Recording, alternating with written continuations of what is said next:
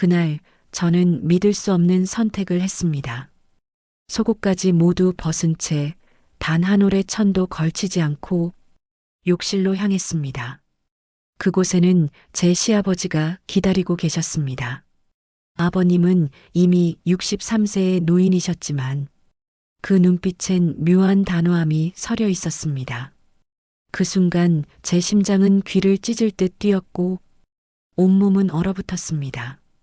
이게 정말 현실일까?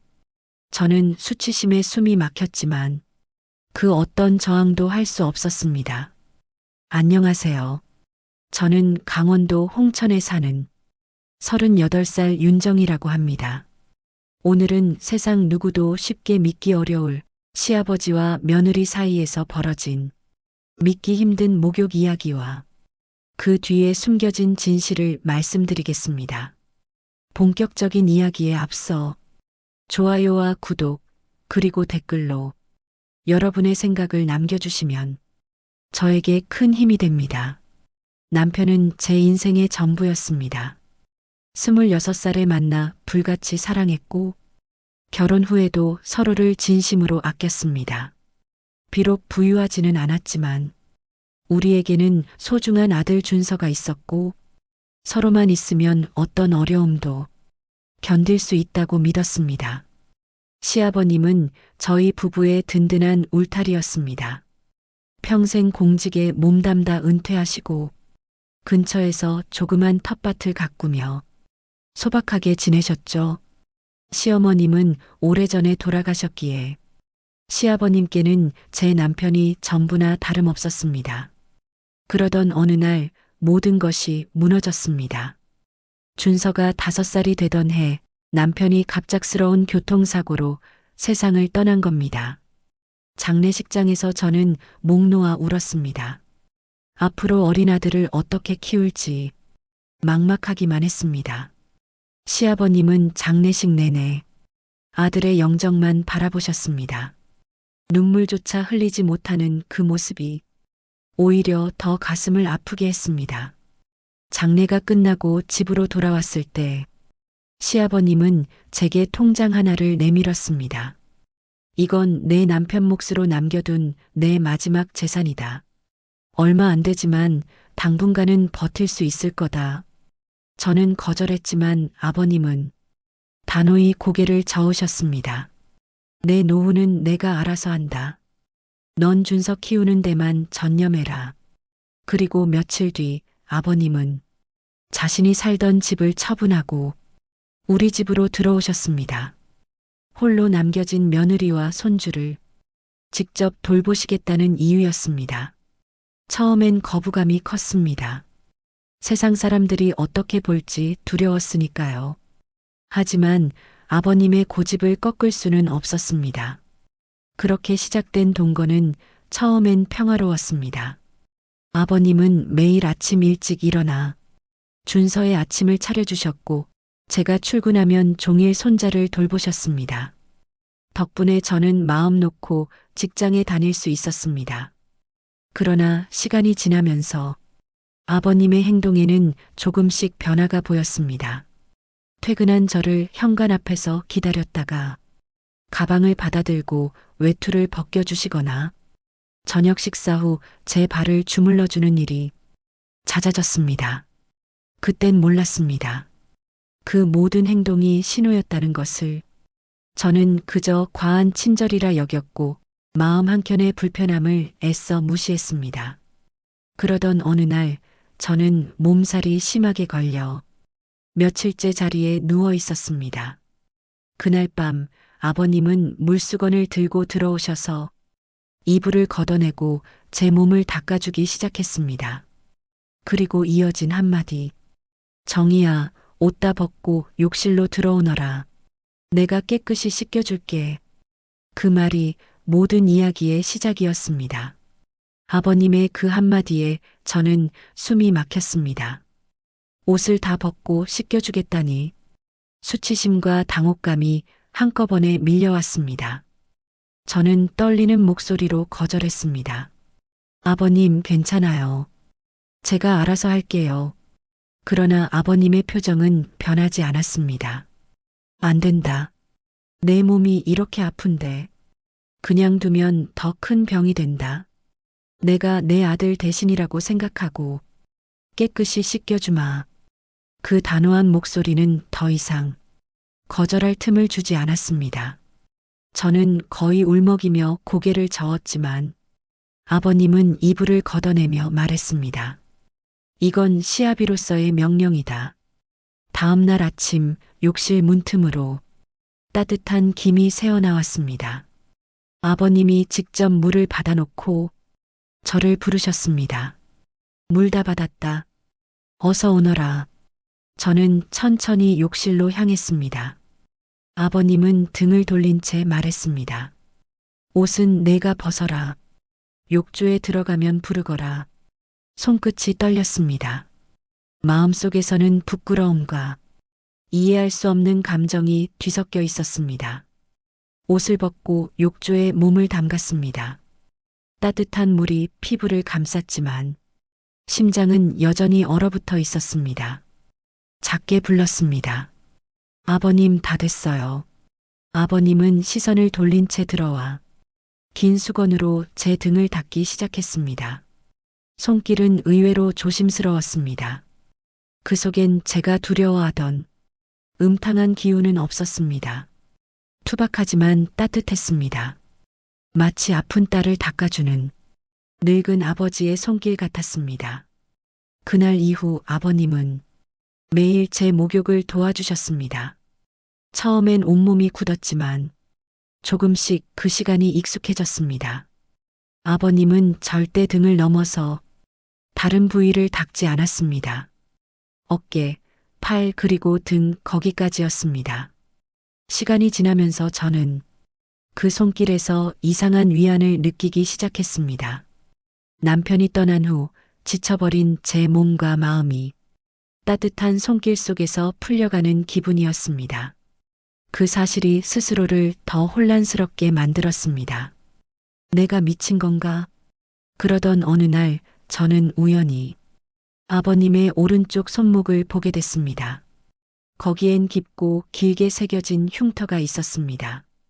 날카로운 칼로 긋지 않고선 남을 수 없는 상처였습니다.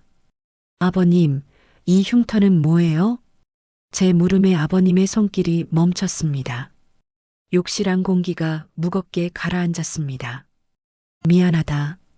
괜한 걸 물었네요. 제가 물러서려 할 때 아버님은 낮게 말씀하셨습니다. 언젠가는 너에게 말해야 한다고 생각했었다. 아버님은 등을 돌린 채 천천히 이야기를 꺼냈습니다. 젊은 시절 유능한 공무원이었던 아버님. 최연소 과장까지 올랐지만 그 성공이 오만함을 키웠다고 합니다. 그리고 해서는 안 될 유혹, 뇌물에 손을 댔다고 했습니다. 좋은 게 좋은 거라고 스스로 합리화했지. 하지만 결국 내 욕심이 내 인생을 무너뜨렸어. 결국 검찰 수사를 받고 평생을 바친 공직에서 쫓겨났습니다. 모든 것을 잃은 아버님은 절망 속에서 술을 마시다 손목을 그었다고 합니다. 죽기 직전 내 아들 얼굴이 떠올랐다. 그 아이가 평생 죄인의 자식으로 살게 하고 싶지 않았다. 그래서 살아야 했다. 다시 일어서야 했다. 아버님은 그 후 시골로 내려가 흙을 만지며 속죄하는 마음으로 살았습니다. 오로지 하나뿐인 아들을 위해. 그런데 그 아들이 저와 결혼하며 행복해졌고 그것이 아버님의 마지막 자부심이었답니다. 그런데 그 아들이 떠나버렸잖니. 그때 나는 또 무너졌어. 그리고 내가 준서가 보였다. 내 아들이 남기고 간 가장 소중한 것들, 내가 지켜야 할 보물들이. 아버님의 목소리는 떨렸습니다. 내 목욕을 씻겨주겠다고 한 건 다른 뜻이 아니었다. 내 딸을 내 손으로 보살피고 싶었을 뿐이다. 그게 내 아들에게 부끄럽지 않은 아버지가 되는 길이라 믿었지. 그 고백 앞에서 저는 말을 잃었습니다. 가슴 깊은 곳에서 눈물이 솟구쳤습니다. 아버님의 이야기를 들은 그날 밤 저는 잠을 이루지 못했습니다. 수많은 감정이 한꺼번에 밀려왔습니다. 그동안 품었던 오해와 불편함이 부끄럽게 느껴졌고 아버님의 고독과 상처가 가슴 깊이 파고들었습니다. 다음 날 아침 저는 결심했습니다. 아버님께 제 마음을 전해야겠다고. 아버님, 제가 다 잘못했어요. 그 깊은 마음도 모르고 제가 오해만 했습니다. 저는 울먹이며 고개를 숙였습니다. 아버님은 조용히 제 어깨를 감싸 일으켜 세우셨습니다. 아니다, 아가. 내가 뭘 잘못했니? 오히려 내 마음을 알아줘서 고맙다. 그 목소리에는 지난 세월의 무게와 안도가 묘하게 섞여 있었습니다. 그날 이후 저는 아버님의 손길을 피하지 않았습니다. 목욕을 도와줄 때면 수치심 대신 따뜻함이 밀려왔습니다. 마치 거친 세상을 견딜 수 있는 작은 방패를 얻은 기분이었습니다. 하지만 세상의 시선은 우리만큼 따뜻하지 않았습니다. 어느 순간부터 동네에 이상한 소문이 돌기 시작했습니다. 저기 앞집 며느리 말이야, 시아버지랑 눈 맞았다더라. 그 말은 빠르게 퍼져나갔습니다. 소문의 시작은 이웃집 한 아주머니였습니다. 그녀는 우리 집을 드나들며 다정한 모습을 곡해했고 그 이야기를 과장해 퍼뜨렸습니다. 처음엔 무시하려 했습니다. 그러나 마트에서 대놓고 수군거리는 사람들의 시선, 그 속삭임이 제 귀에 들어왔습니다. 아이고, 젊은 게 늙은 시아버지 돈 보고 붙었네. 그날 옆에 있던 준서가 제 손을 꼭 쥐며 물었습니다. 엄마, 저 아줌마들이 왜 엄마 욕해? 그 이너선트한 물음에 가슴이 무너져 내렸습니다. 저는 밤새도록 울었습니다. 저는 괜찮았지만 아들이 불륜의 아들이라는 손가락질을 받을까 두려웠습니다. 결국 마음속으로 결론을 내렸습니다. 떠나야겠다. 멀리 가야겠다. 다음 날 아버님께 말했습니다. 아버님, 저희 여기서 더는 못 살겠어요. 아무도 모르는 곳으로 떠나야 합니다. 아버님은 한참 창밖을 바라보다 단호히 말씀하셨습니다. 아니다, 정이야. 우리가 뭘 잘못했는데 도망을 가니? 잘못한 건 그 입 함부로 놀리는 사람들이지. 우리는 떳떳하다. 숨지 말자. 그날 오후 아버님은 제 손과 준서의 손을 잡고 동네 사람들이 가장 많이 모이는 놀이터로 향했습니다. 아주머니들의 시선이 우리에게 쏠렸습니다. 아버님은 그들 앞에 서서 크게 외쳤습니다. 이 아이는 내 며느리가 아니라 내 딸입니다. 내가 목숨 바쳐 지켜야 할 내 새끼입니다. 내가 딸 목욕 한번 시켜준 게 그렇게 죄입니까? 내 손주 밥 먹인 게 그렇게 손가락질 받을 일입니까? 그 목소리에 놀이터가 조용해졌습니다. 수군거리던 사람들은 고개를 숙이고 흩어졌습니다. 저는 그 넓은 등을 보며 눈물을 삼켰습니다. 그날 이후 동네의 시선은 조금씩 변했습니다. 소문의 근원지였던 이웃마저 과일 바구니를 들고 와 사과했습니다. 정말 죄송해요. 아무것도 모르고 함부로 말했어요. 저는 웃으며 받아주었습니다. 미움보다 우리를 이해해주는 사람이 생겼다는 사실이 더 고마웠기 때문입니다. 계절이 바뀌고 준서는 초등학생이 되었습니다. 입학식 날 준서는 제 한 손과 아버님의 한 손을 양쪽으로 잡고 말했습니다. 엄마, 나는 제일 행복해. 다른 애들은 부모님 한 명인데 나는 엄마랑 할아버지 둘 다 있잖아. 그 말에 저와 아버님은 서로를 바라보며 웃었습니다. 행복이라는 것이 무엇인지 다시 느낀 순간이었습니다. 시간은 흐르고 준서는 어느새 씩씩한 중학생이 되었습니다. 아버님은 할아버지이자 아버지로서 준서 곁을 지켰습니다. 낚시를 함께 가고 자전거를 가르쳐 주고 늦은 밤까지 숙제를 도와주는 모습이 일상이었습니다. 그런 아버님의 존재 덕분에 저는 홀로 부모라는 무게를 견딜 수 있었습니다. 모든 상처가 아물었다고 믿던 어느 날 준서가 집에 들어왔습니다. 그 얼굴엔 커다란 멍이 있었습니다. 준서야, 이게 뭐야? 누구한테 맞았니? 아들은 제 손을 뿌리치고 자신의 방으로 들어가 문을 잠갔습니다. 저는 문 앞에서 서성였습니다. 그때 아버님이 다가와 말씀하셨습니다. 내가 들어가 보마. 너는 잠시 물러나 있거라. 문을 두드리던 아버님의 목소리가 들렸습니다. 준서야, 하래비다. 문 좀 열어보거라. 한참의 침묵 끝에 문이 열렸습니다. 아버님은 방 안으로 들어갔고 저는 거실에서 숨을 죽였습니다.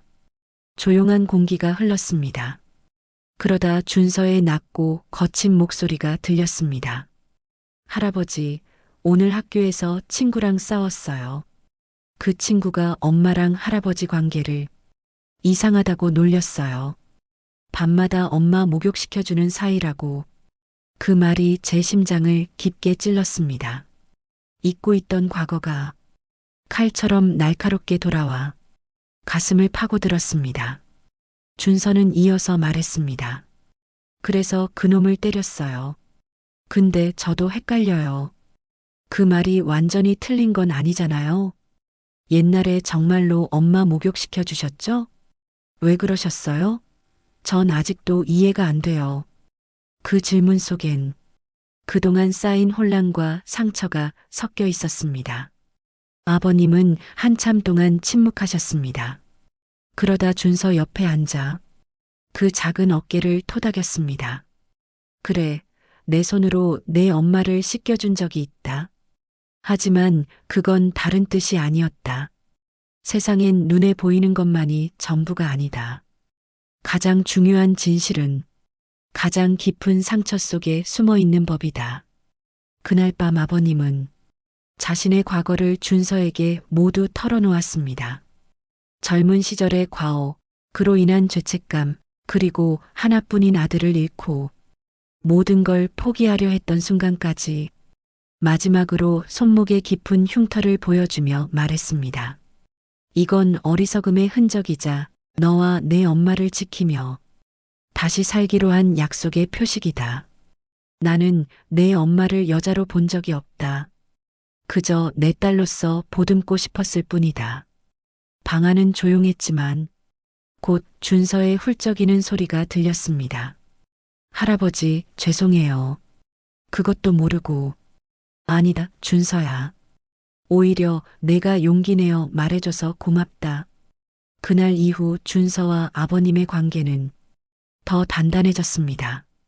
함께 보내는 시간이 많아졌고 말없이도 서로를 이해하는 눈빛이 생겼습니다. 그러던 어느 날 제 삶에 작은 변화가 찾아왔습니다. 준서의 학교에서 상담을 맡던 박성민 선생님과 자주 마주하게 된 겁니다. 40 초반에 따뜻한 눈빛을 가진 사람이었습니다. 성민 씨는 준서의 학교 생활을 세심하게 챙겨주었고 저의 상황을 누구보다 이해해 주었습니다.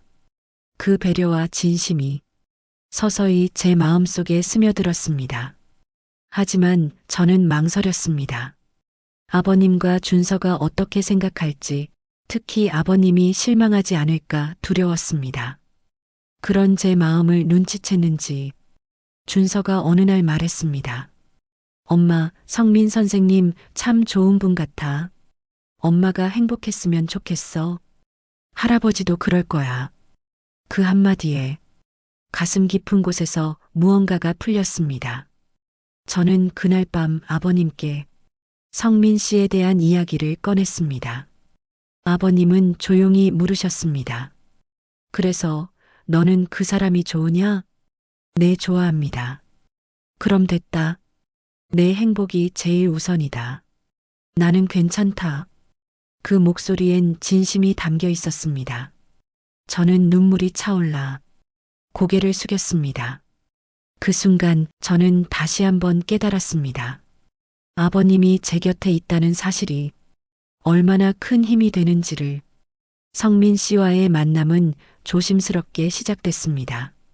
그는 제게 다가올 때마다 한 발짝씩 멈춰 주었고 제 마음이 준비될 때까지 기다려 주었습니다. 주말이면 준서와 함께 낚시를 가고 아버님과 산책을 하며 시간을 보냈습니다. 처음엔 어색하던 네 사람의 자리도 점점 웃음이 늘었습니다. 아버님은 그 모습을 말없이 지켜보셨습니다. 가끔 쓸쓸한 미소를 지으셨지만 그 눈빛엔 안도와 기쁨이 함께 깃들어 있었습니다. 시간이 흐르면서 성민 씨는 결혼을 제안했습니다. 저는 망설였지만 준서와 아버님의 응원이 제 마음을 움직였습니다. 엄마, 행복해져야 해. 그게 할아버지가 바라는 거야. 결혼식 준비가 한창이던 어느 날 아버님께서 제게 낡은 나무 상자를 내미셨습니다. 정희야, 이건 내 마지막 선물이다. 상자 안에는 고운 비단 한복 한 벌과 통장 한 권이 들어 있었습니다. 그 안에는 아버님이 평생 모아온 꽤 큰 돈이 들어 있었습니다. 아버님, 이게 다 뭐예요? 내 친정아버지가 계셨다면 마땅히 해주셨을 일이지.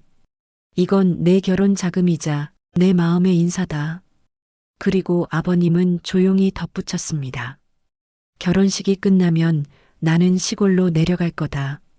이제는 너도 너의 가정도 너희만의 길을 가야지. 나는 멀리서 지켜보는 것으로 족하다. 결혼식 날 저는 아버님이 주신 한복을 입었습니다. 하객들 속에서 제 아들 준서는 눈물을 글썽였고 아버님은 환하게 웃고 계셨습니다. 예식 순서에 신부 아버지가 손을 잡아 신랑에게 인도하는 장면이 있었습니다. 저는 생략하기로 했었지만 그 순간 아버님이 자리에서 일어나 제게 손을 내밀었습니다. 가자, 내 딸. 내가 데려다 주마. 아버님의 손을 잡고 버질로드를 걸었습니다. 하객들의 눈에는 눈물이 고였고 그 순간 저는 세상의 어떤 신부보다 행복하다는 확신이 들었습니다. 신랑 성민 씨의 손에 제 손을 건네며 아버님이 말했습니다. 박서방, 우리 정이 잘 부탁하네. 세상에서 가장 행복하게 만들어주게. 결혼식이 끝난 후 아버님은 약속대로 시골로 내려가셨습니다. 저는 눈물로 배웅했지만 그분의 선택을 존중했습니다. 이제 저는 새로운 남편과 아들 준서, 그리고 주말마다 찾아뵙는 아버님과 함께 조금 다르지만 완전한 가족을 이루고 있습니다. 아버님은 여전히 씩씩하게 텃밭을 가꾸고 우리가 찾아가면 직접 기른 채소로 밥상을 차려주십니다. 세월이 흘러 준서는 대학을 졸업하고 좋은 직장에 취직했습니다. 그러던 어느 날 준서가 말했습니다. 엄마, 결혼하고 싶은 여자가 있어요. 며칠 후 준서는 여자친구를 데리고 왔습니다. 예쁘고 단정한 아가씨였지만 저는 그녀를 보는 순간 어딘가 익숙한 느낌을 받았습니다. 그날 밤 옛 앨범을 꺼내보니 사진 속에는 젊은 시절의 시누이, 즉 제 남편의 여동생이 있었습니다. 여자친구와 너무나 닮아 있었습니다. 다음 날 준서에게 사진을 보여주자 그도 놀란 표정을 지었습니다. 엄마, 이 사람 제 여자친구랑 똑같아요. 우리는 주말에 아버님을 찾아가 사진을 보여드렸습니다. 아버님은 한참 사진을 보더니 눈가가 젖은 채 웃으셨습니다. 하늘에 있는 내 아들이 그리운 동생 얼굴을 이렇게 보내줬나 보다. 영재야, 이건 하늘이 맺어준 인연이다. 후회하는 일만은 하지 말거라. 몇 달 뒤 준서는 그 아가씨와 결혼했습니다. 결혼식장에서 저는 그동안의 모든 상처와 눈물이 결국 행복으로 피어났음을 느꼈습니다. 저는 이제 압니다. 가족이란 피로만 이어지는 게 아니라는 것을, 서로의 가장 깊은 상처까지도 기꺼이 안아줄 수 있는 마음, 그것이 진정한 가족입니다. 여러분, 오늘 제 이야기가 누군가의 마음에 작은 위로가 되었길 바랍니다. 혹시 여러분에게도 남들이 이해하지 못할 특별한 가족의 이야기가 있나요?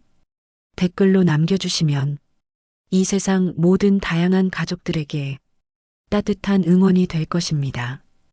긴 이야기 끝까지 들어주셔서 감사합니다. 구독과 좋아요, 그리고 댓글은 저에게 더 좋은 이야기를 전할 수 있는 가장 큰 힘이 됩니다.